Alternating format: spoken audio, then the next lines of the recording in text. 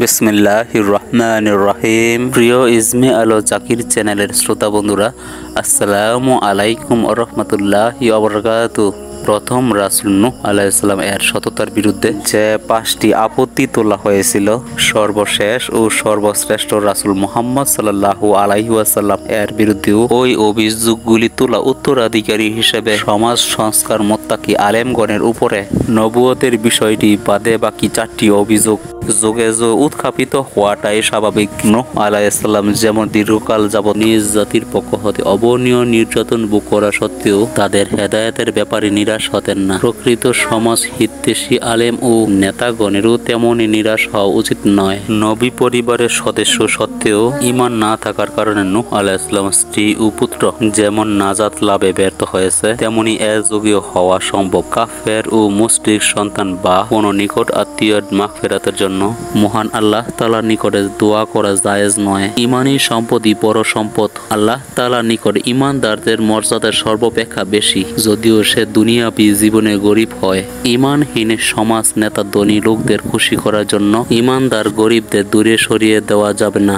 মৃত নেককার মানুষের উসিলায় পরকালে মুক্তি পাওয়ার বৃদ্ধিতে সৃষ্ট মূর্তি পূজার শিরক বিশ্ব ইতিহাসের প্রাচীনতম শিরক। এই শিরকের কারণে নূহ আলাইহিস সালামের কওম মহান আল্লাহ তাআলার গজবে ধ্বংস হয়েছিল। তাই যাবতীয় শিরক থেকে তওবা করা কর্তব্য। সাথে সাথে এই জাতিকে মহাপাপ থেকে রক্ষা করার জন্য আলেমদের, সমাজ ও রাষ্ট্র নেতাদের এড়িয়ে আসা জরুরি। এই ছিল নূহ আলাইহিস সালামের জীবন থেকে শিক্ষণীয় বিষয়। হযরত নূহ আলাইহিস সালামের কাহিনীর নৌকায় আরোহণগণ তুফানের আলামত প্রকাশিত হওয়ার সাথে সাথে হযরত নূহ আলাইহিস সালামকে হুকুম দেওয়া হলো, জোর বিশিষ্ট প্রত্যেক প্রাণীর এক জোড়া করে নৌকায় তুলে নাও। সূরা হুদ 40 নম্বর আয়াত। এর দ্বারা কেবল ওইসব প্রাণী বোঝানো হয়েছে যা নর ও মাদিয়ার মিলনে জন্ম লাভ করে এবং যা মানুষের দিনহীন জীবনে অতি প্রয়োজনীয়, যেমন গরু, ছাগল, ঘোড়া, গাধা, হাঁস, মুরগি, পশু পাখি ইত্যাদি। এরপর হযরত নূহ আলাইহিস সালামকে নির্দেশ দেওয়া হয় কেবল তার পরিবার সহ ঈমানদারদের নর নারীকে নৌকায় তুলে নিতে, যাদের সংখ্যা অতি নগণ্য ছিল।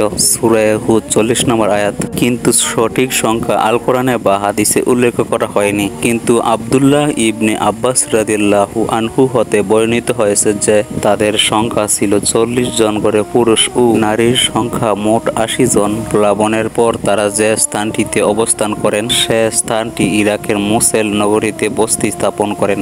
তা সামুন বা 80 নামের ক্ষেত্র হয়ে যায়। কুরতুবী ইবনে কাসির সূরা হুদের 40 নম্বর আয়াতের ব্যাখ্যা, প্লাবনের মুক্তি প্রাপ্তিদের সুমর্যাদা জাতি বলা হতো যদি পাহাড়ে গিয়ে নৌকা নোঙর করে। সূরা হুদ 44 নম্বর আয়াত। এ পাহাড়টি আজও ওই নামেই পরিচিত। এটি নূহ আলাইহিস সালামের মূল আবাসভূমি। ইরাকের মোসেল নগরীর উত্তরে ইবনে উম্মর দ্বীপে আর্মেনিয়া সীমান্তে অবস্থিত।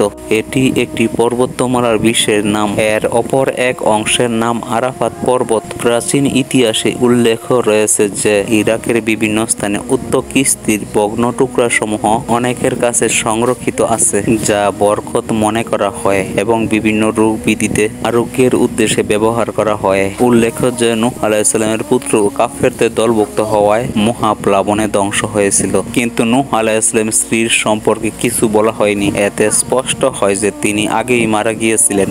ইবনে কাসির সূরা হুদ 40 নম্বর আয়াত। তিনি গোপনে কুফরি পোষণ করতেন ও কাফেরদের সমর্থন করতেন।